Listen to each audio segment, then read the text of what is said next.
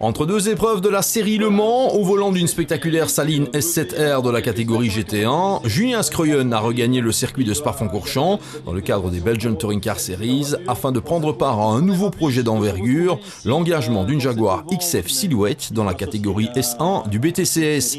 Une aventure soutenue par l'importateur Belux de la célèbre marque anglaise qui a abouti à la construction d'un superbe bolide de course aux couleurs officielles. C'est vrai que ça m'intéressait beaucoup d'être présent dès le début parce que c'est ce qui me manquait dans ma carrière de pilote, d'arriver dans un nouveau projet, de prendre le temps de le développer, de faire beaucoup d'essais et surtout d'apprendre avec un préparateur, de construire une nouvelle voiture et de vraiment travailler. Donc c'est une carte qui me manquait dans mon jeu et j'espère avoir l'occasion avec cette Jaguar de le faire et d'être présent pour ses premiers tours de roue, c'est merveilleux. C'est en levée de rideau des très populaires 25 heures VW Fun Cup devant la foule des grands jours que cette Jaguar XF Silhouette a effectué ses premiers tours de piste. Pour l'équipe Thierry Racing International et pour la formation Motorsport International en charge du développement du félin, il s'agissait avant tout de profiter de l'antépénultième rendez-vous BTCS de la saison pour se rendre compte du potentiel du bolide afin de préparer le futur. Aux côtés de Julien Scroyen, on retrouvait Jérôme Thierry, pilote attitré de l'équipe Thierry Racing International. Et la mission des deux pilotes en ce premier week-end de course en commun était clairement d'en avoir le cœur net sur les possibilités de développement du bolide, tout en scrutant ses possibles maladies de jeunesse. Les différentes séances d'essai allaient démontrer que même brute de fonderie, cette Jaguar semblait bien née, affichant d'emblée un niveau de performance intéressant, lui permettant de directement pointer dans le top 10 de la compétition nationale de tourisme.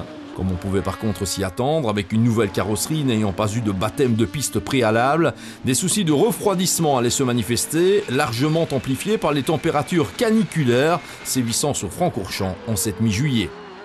Si la Jaguar XF Silhouette numéro 3 parvenait à conclure la première course au 6e rang de la catégorie S1, en résultat prometteur, elle était malheureusement victime d'un coup de chaud quelques heures plus tard, mais les enseignements tirés sont nombreux et dès la prochaine course, des modifications précises seront apportées à la voiture.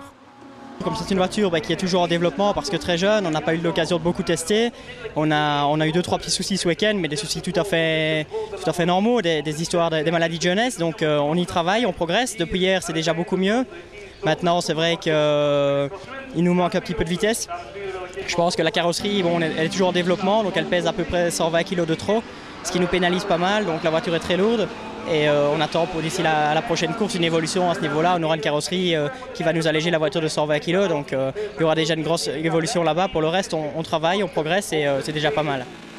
Reste maintenant à connaître la position de Julien Scroyen pour la suite de la saison, car ce projet Jaguar court sur le long terme avec un engagement de 2 ans minimum, de quoi constituer un plan de carrière national aussi solide qu'intéressant pour un jeune pilote en quête de programme officiel. Prochaine épreuve BTCS à la mi-septembre, toujours sur le circuit de Spa-Francorchamps.